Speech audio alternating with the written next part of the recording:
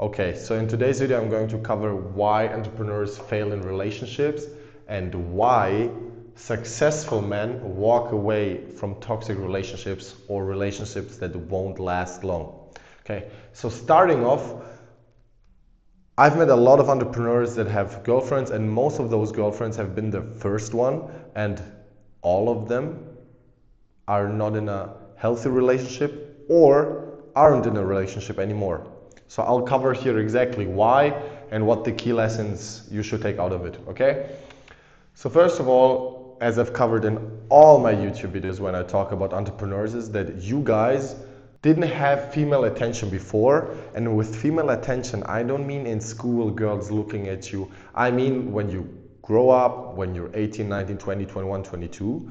This is the age where you want female attention, and this is the age where you didn't get female attention because you were grinding. You didn't have any social contact because, of course, you were making money at that age. So therefore, you had no dating reps, and no dating rejections, no objections, no failures with women. You didn't approach women, you didn't text women, you didn't get feedback on what you did wrong, what you did right, what worked, what didn't, okay? So this is what you've all missed out. So you were getting money before getting attraction, okay? This is not bad. Like, I'm not talking you down at all. This is just step number one. Okay, so this is what stands with most of the entrepreneurs.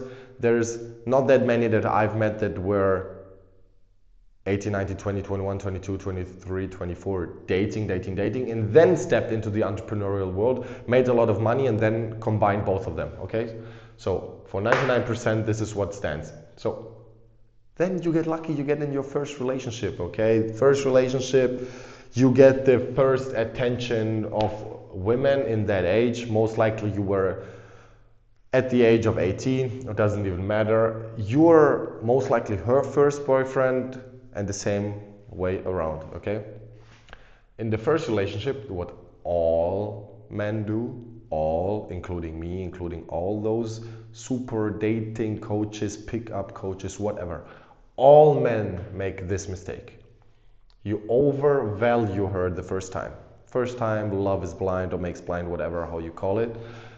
But not just that you overvalue her, you have this scarcity mindset. What do I mean with scarcity mindset? You, especially if you fall in love the first time, you think, oh, there's no girl like her. Oh my God, I can't find anyone. She was there when I had nothing. She built that shit with me.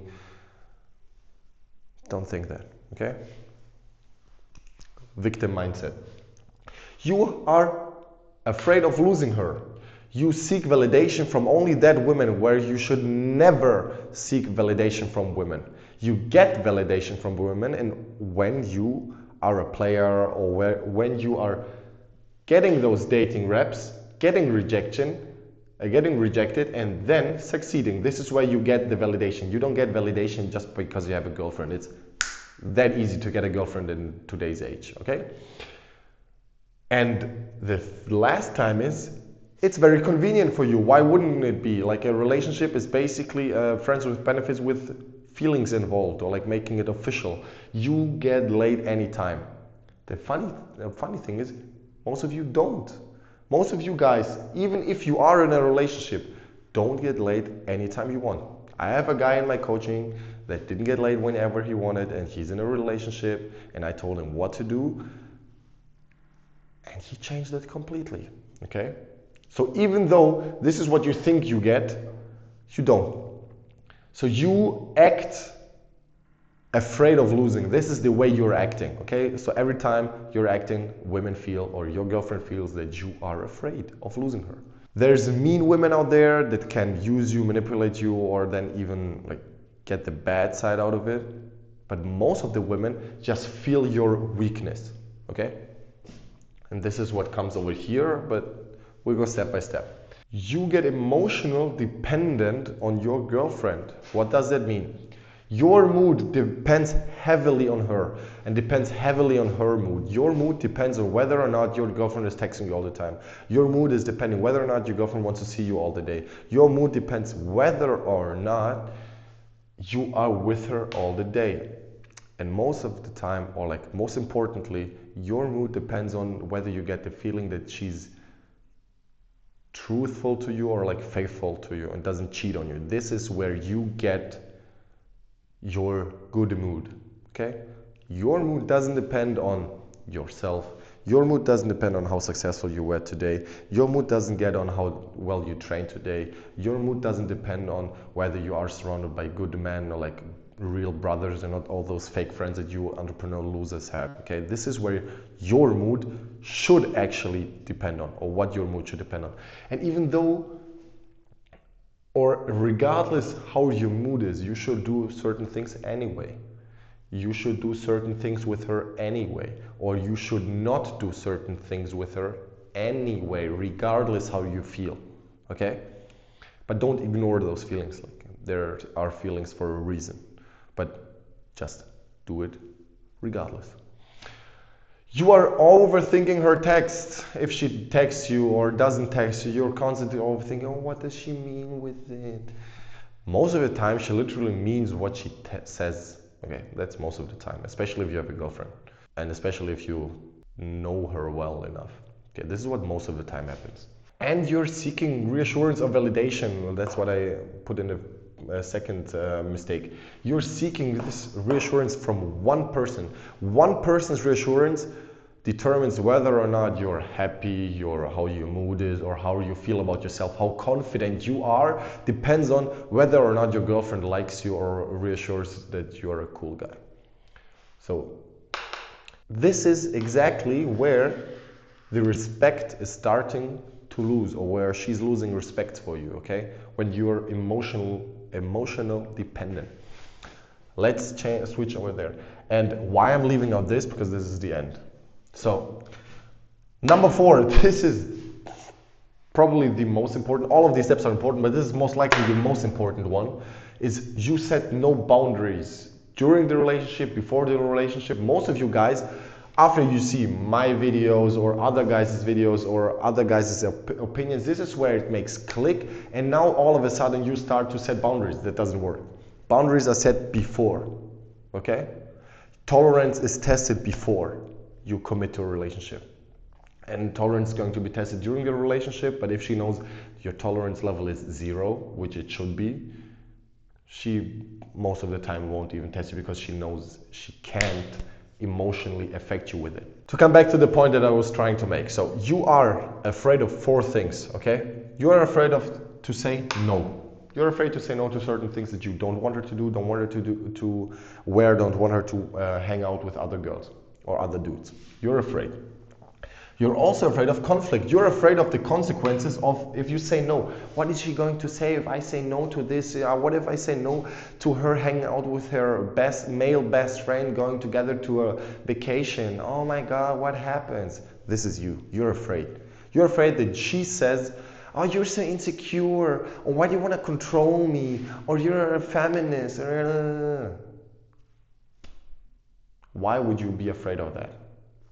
This, like, it comes in here and it leaves the very second over there. You're afraid to lead. So you're afraid to say no, you're afraid of the consequences of the no, and you're afraid to step and guide her the way you want her to go. Your girlfriend doesn't know, or like your girl doesn't know where you want her to go, or what do you want her to do. You have to show her. You have to tell her what you want her to do. And then a smart girl remembers this, respects you, and knows for certain actions, this is what he most likely wants me to do. Okay? And last of all, you're afraid to lose her, because maybe there's other entrepreneur losers that are going to make fun of me. Let me tell you one thing. 99% of all those entrepreneur relationships, or 99% of all those entrepreneurs are losers, okay? Get this into your head. Even though they're so smart, they make so much money, respect all of it. I respect all of that. They are socially awkward as fuck. They are losers. They are just pretending to be someone they are not on Instagram. They are faking their whole identity in order to please other one's expectations of them. That's you also, by the way. So you are negotiating in the long run. that equals to a loss, that always equals into her losing respect for you, her slowly fading away from you, and in the end, her making you feel that it is best ways that you part ways, like, or it's the best for you to part ways. This is how women end a relationship with a dude if they don't want to break up with him immediately. They distance themselves, the guy feels that, now the guys, you are afraid, you are feeling mad, you are then telling her, hey, this can't be that way. And then your conclusion, it's hers, but it's your conclusion that it's best if you go separate ways. So whenever you hear a guy tell you, yeah, who broke up? Yeah, we both did. No, you didn't. It was always the women. And it's actually good, and why it's good I'm going to cover later. But to get back to the point, you are afraid of social consequences by guys that don't even like you, or guys that are not even mattering in your life, okay? Number 5, pedestal behavior. What does that mean? Is you are over investing, you're over explaining, and most importantly, you are over tolerating. You should tolerate shit. You shouldn't tolerate anything that you don't like. That also means that you should know what you like and what you don't like, and that you should also reflect on what is actually there to like and not like. We're all individuals, we're all different, but you should find out for yourself whether or not, or what you should tolerate and what you like, what you don't like. This makes obviously her the prize. If you over invest in total, if you over invest into her, you make her feel the price. You lose your power that you have. This is your attention, and this is making her feel that you are the prize and that you are her way to a better future, and that you are the man that she wants to have children with. Like, don't forget this. In the long run, you should all seek to have children with the partner that you have. If you want to fuck around, that's okay. If you want short-term fun, this is what all you guys do. If you want short-term fun, then you start negotiating in order to get laid, which you also should not do, because you can get that, you can get even that short-term fun without negotiating, with setting clear boundaries. Prime example. Last mistake, or last, conclusion, what always happens is she outgrows him. You are her first boyfriend, she's your first girlfriend. During the relationship, you see mistakes that you made, or you don't even see them, but she sees them. She starts losing respect, as I've said there. She loses respect because she realizes that you're emotionally dependent on her, that she can emotionally affect you with her behavior. You have been her first attention, but you've introduced her to a better world. You've introduced her to the entrepreneurial world. You've introduced her to all the entrepreneur guy friends, where 99 of them would also smash your girlfriend the second that she breaks up with him and starts hooking up with him. As I've said, she may feel unsure for her future because she doesn't know if she can affect your mood by just being bitchy all the day. That's not a good sign for women to get from a man. Man, you're all boys. By the way, you're not men. And lastly, she loses attraction and leaves you. But, like all of this, happens to 99% of the entrepreneurs. But there's a good sign also. There's a wake-up moment. If you have the wake-up moment, you should have the wake-up moment. But let's cover this. The wake-up moment is, I tell all my friends, all the guys that I'm coaching in my Telegram every day, which is linked in the bio down below. The best thing that can happen to you in your first relationship is that she breaks your heart and crushes it into pieces. This is the best thing that you have. Like, best case scenario, okay? Because what does it make? Or what does not happen with you guys? So relationship ends, you don't have the wake up moment. Your wake up moment is, oh, women are so evil. She was so evil. And your ego collapses because you can't understand, like, why would she leave me? I'm making 10K per month. I'm making 1 million per month. Why would she leave me? Loser. You have the victim mindset. What should happen is, okay, she left me. Okay, I can't change it. Of course you will feel sad. Of course you will feel bad for a time. But still, this is where the revenge arc is loading. And this is where you are going out there, getting dating reps, getting rejection. This was your first rejection, bro. What did you do after your first business rejection? You didn't crush, like you didn't quit. You started all over again, optimizing your processes. This is what you should do in dating as well, okay? So the only conclusion or the lesson that you should take out of this video, I don't even know how long this already goes, but Your money does not equal masculinity, okay? Money helps you with getting into certain rooms, getting nice, well-dressed, get all these cars, whatever, nice haircut, whatever. This is where money helps you. And this money also helps women feel safe around you for the future. But money can also lose you that. Your success in business is not at all correlated to her feeling attracted to you. I've covered a whole video why brokies get laid more than entrepreneurs, where you make 100 times what those 9-to-5ers make, but still they get laid more than you do, with the women or by the women that you want. The most important one is that confidence is internal.